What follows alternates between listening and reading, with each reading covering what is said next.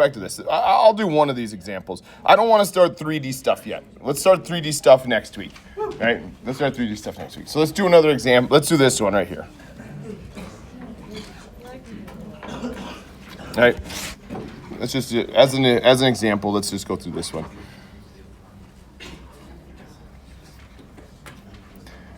Okay, so this one here, we have a 45 kilogram crate. This is a work energy problem, just to get a little extra practice because next week's exam is on this, and sometimes we have problems, and I don't know how many we did with like moments applied, right? So we have a 45 kilogram crate. It's pulled up the inclined surface by the winch. The coefficient of kinetic friction between the crate and the surface is 0.4, so there's friction. The moment of inertia of the drum on which the cable is being wound is IA, so this has got a moment of inertia. The crate starts from rest, and the motor exerts a constant moment of 50 Newton meters on the drum. Use the principle of work energy to determine the magnitude of the velocity of the crate when it is moved 1 meter. Okay, so right, panic first. Come in, do a free body diagram. Then we're going to come back to the plan. FBD. All right, got 2 objects here.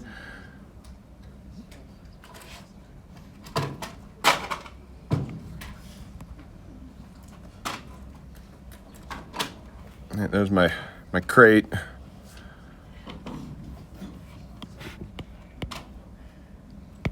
And then we're gonna have my guy up here, a pulley system here.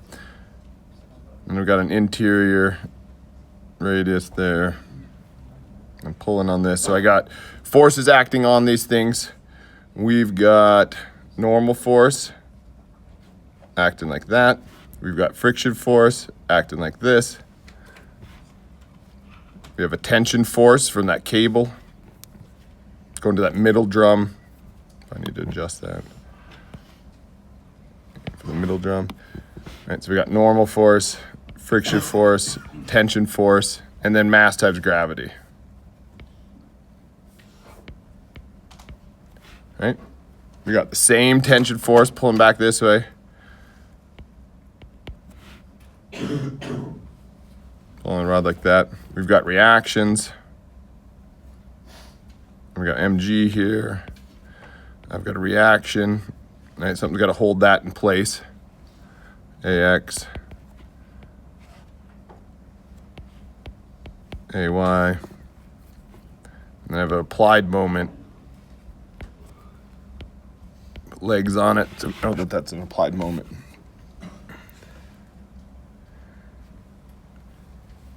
Okay? That's everything, right? Put it all down there, right? And again, the reason we're putting them in here right now is just to, one of the reasons is just to see if there's something else that's external to this doing work. And there are 2 things, right? There are going to be 2 things that are doing work. There's this moment, applied moment, that's going to be doing work. And then this friction force right here, because there is sliding, right? There's sliding, so there's going to be friction that we have to counter right there, okay? The other thing it's nice to have it in here is because I need to figure out what that normal force is. And so I need to break that guy up into a couple different components. Right, I need to know that at some point. Right, that component. And is equals. Sometimes you got to do this, right? It's little F equals MA just determine what some values are. All right, this angle here is 20. And so having it in the free body diagram I'm able to determine that. Right? Because I need that normal force because friction is dependent upon that, right? It's not doing any work, but friction is a function of that normal force. So I have to do that. Having it in the free body diagram makes it a little bit easier. Okay, that's everything. So when we come down, we write our energy equations. Right?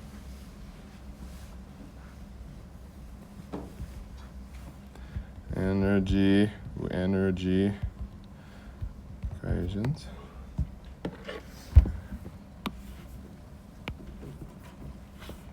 Okay. T1 plus V1 plus work done 1 to 2 equal to T2 plus B2. All right? What's all zero here? Starts at rest, yep. So what does that mean? Yeah, no kinetic energy at the beginning. Okay? Anything else? Yeah, potential energy, depending on how we define it, right? So how do you want to define it? I like to do it at the bottom, right? I like to do it at the bottom, right? So we'll go down here. We'll say y equals 0, right? And it's of the mass center. And the only thing that's moving is this block. So that's the mass center of this, right? Y equals 0. So I would say that then potential energy there, that's 0, right? Is there work being done? You bet. That moment up there, that's doing work. And then that friction force is pulling energy out of the system. So there is a U term in this, okay? How about kinetic energy at state 2? Yep, that's right. That's what we're after, right? We're after that. We're identifying, we're trying to figure out its velocity afterwards so that block is going to be translating. Also, this disk is going to be rotating. So we're going to have both of those components, right? And then potential energy, again, the way we defined this thing is going to go up in height. So there's going to be a change in height. So there's going to be potential energy at that state. Okay? Third step is simplify and expand.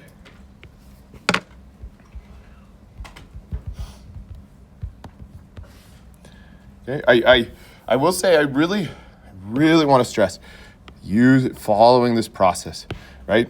Because when I grade all your exams, right? And there's two places that people mess up. One is they get lost in their own work, right? They're not following a plan. They're not being strategic about their solution. There's like blah, right? There's a throw up on the paper, and I'm just going to try to assume this, right? Try to do. I mean, I know it takes extra time to do this, but maybe you don't have to, label it and stuff like this. But really try to follow the stick. Because I know you're under a time constraint, but honestly, even if you take a little extra time to be organized, it'll be faster because your mind is more clear as you go along, right? And then that's one of the reasons. It's just you're disorganized and you're not following a plan. The second reason is fucking algebra. It's algebra. I swear to God. Look back look back at your exam. If you're doing algebra by hand, I guarantee you did it wrong, right? Because I just get into it, and as soon as I get to the solution, and I see this big, 5 or 6 lines of algebra, it's the wrong answer almost every time. I'm not joking. I hesitate. I really want to comment there. See? I told you so.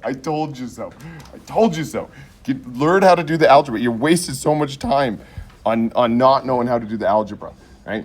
Those two reasons, right? And these are lessons as you move forward in all of your classes, right? All of your classes, you get to use your calculator and learn how to use that son of a bitch, right? And if you're uncomfortable with the new calculator, bring 2 calculators, right? Who cares that everybody's going to make fun of you for carrying around 2 calculators? I too will make fun of you, right?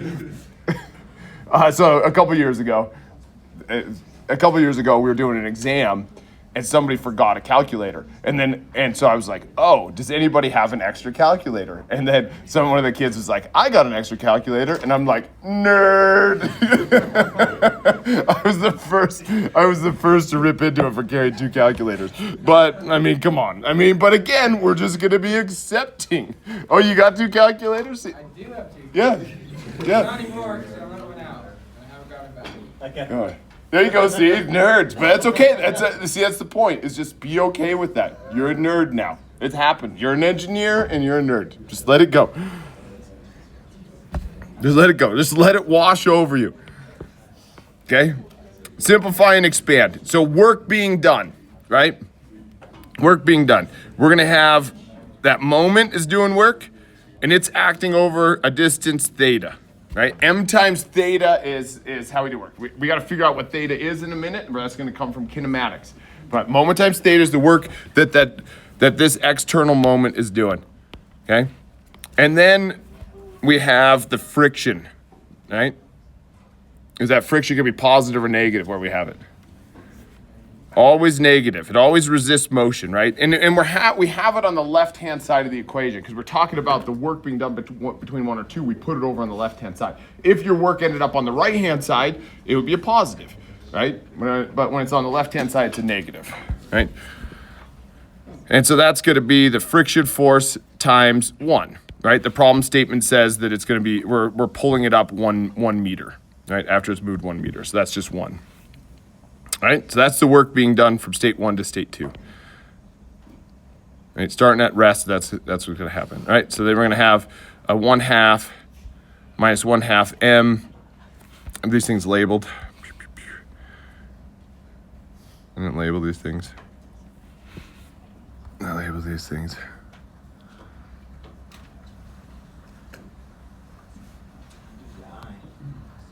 Well, let's see. I'm gonna call it, for some reason I'm calling this C. And this A.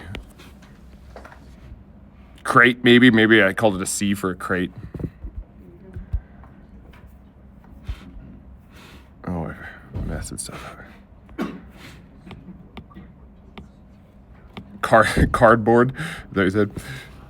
All right, so MC VC squared. Right, so that is the energy associated with the cardboard box being slid up, right? And that will not have, it's not rotating, right? That block is not rotating, so there's no 1/2 I omega squared of that crate that's being moved, okay? But then we're gonna have this guy rotating, right? This guy rotating there's kinetic energy in that.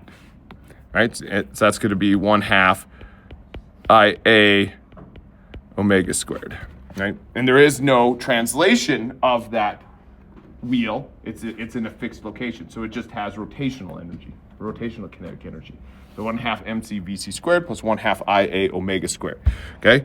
And then there is the crate that's changing height, MC G YC2, MGH or MGY of the crate. Right? So there's our one equation. All this work is going to cause the thing to move on the right. Okay?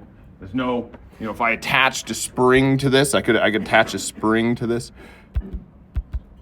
Right? I could attach a spring. Where's my button here? I go, right? I could attach a spring to it, and that we could figure out what that is. There could be a spring attached in here, right? And then we could easily apply all of those things. Okay? So there's their whole equation, right? The problem is, right, I know moment, right? I don't know theta yet. I know the friction force, I can get that. I don't know the velocity C, I don't know omega, and I don't know YC2. So this is where kinematics come in. I have to get this down to one unknown, right? So we gotta do kinematics.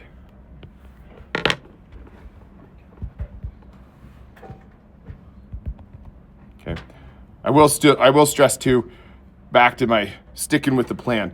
Wait till you see what we get with 3D stuff, right? 3D stuff is gonna go nuts on us, and if you don't stick to the plan and you try to do it just intuitively, you're gonna be in trouble. You can't do it. It's impossible. I mean, I can't do it. I say I can't do it without sticking to the plan. Okay, so I can get theta from the fact that this thing goes up 1, right? If that thing travels 1 there, and then it's attached in the middle right here, it's attached in the middle, and the radius of that one, I'm sure they tell us the radius. Oh, 0.15 is the radius to here, right? 0.15 is the radius to there. And so it's just like the circumference of a circle, right? I take the distance, and that's going to be equal to the radius times theta. So that rolling wheel stuff or the rotation stuff. So this is going to be 1 is equal to r times theta. Right? So 1 is equal to 0.15 times theta. So I can determine that theta is equal to 1 over 0.15. So there's one thing that we have. Okay? The other thing I have to relate is VC. That's going to be equal to r times omega. Right? It's the velocity of this block will be the same as the velocity right here. And the velocity right there is just going to be r times omega. Right?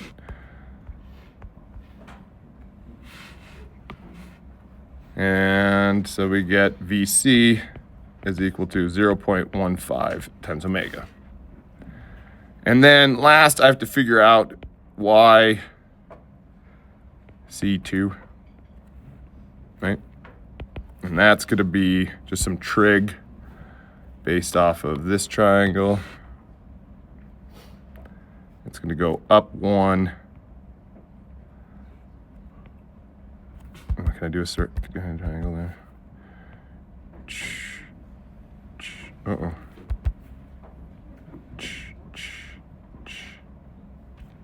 Not quite. This guy. Right, where this is 1. Right, based off of that. So what we get for this, change in height. It's the change in height of the mass center, remember? So it'd be 1 times sine of 20. Right?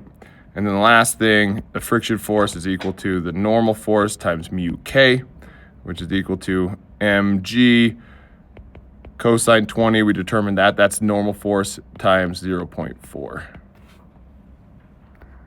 Right? So that should be everything we need, right? There's VC is that. Friction force is this. YC2 is this, right? And if we sub all that in, we can get everything in terms of omega. Then we can solve for omega and then go to velocity. All right, so let's do it. That moment.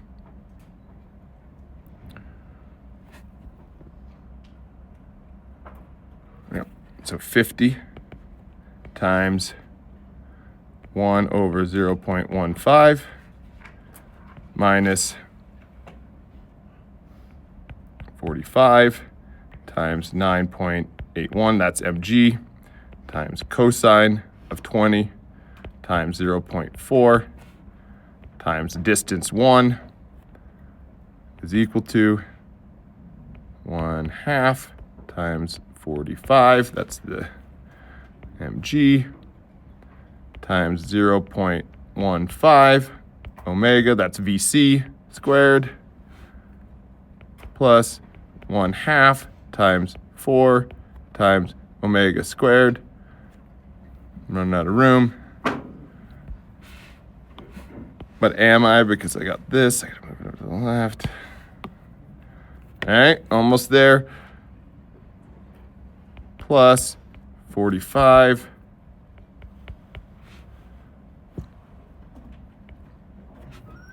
times 9.81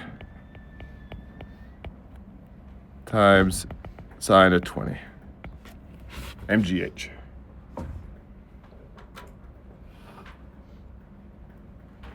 Okay, and this is the I omega squared of that. So they gave us the I of being 4. Right? So the only unknown in all that is omega. Right? Boop, boop, boop, boop, boop. I put it in just in my calculator, just like that. Exactly like that. Boop, boop, boop, boop, boop, boop, boop, boop. Solve in terms of x. Boop. W is equal to this. W omega is equal to 2.56 rads per second. And VC, you just substitute back in, that'd be 0.384 rads, or sorry, meters per second.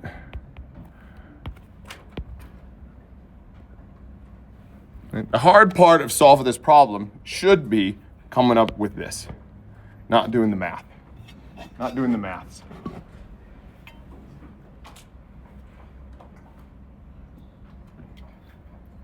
Radio.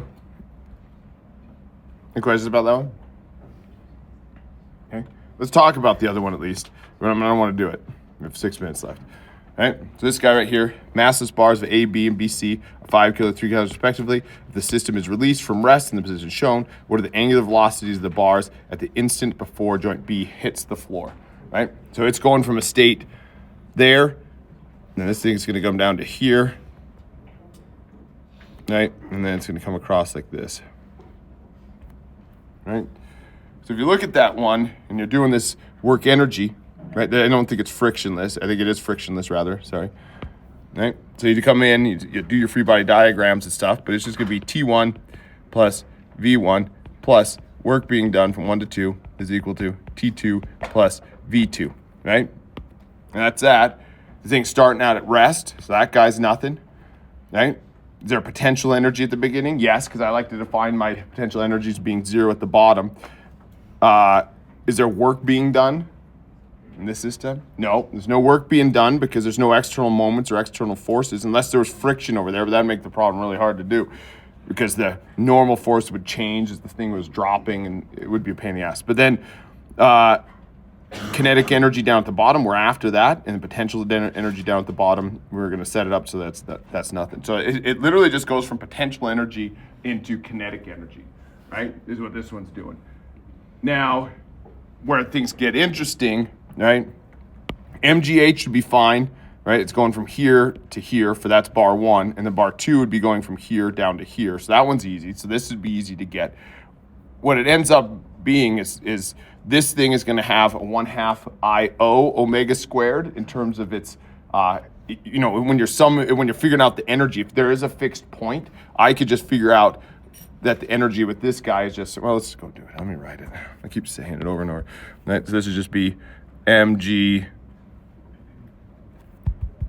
we call it m1 gy1 plus m2 gy2 is equal to the kinetic energy. I could do this 1/2 I1 IA omega 1 omega 2 squared rather.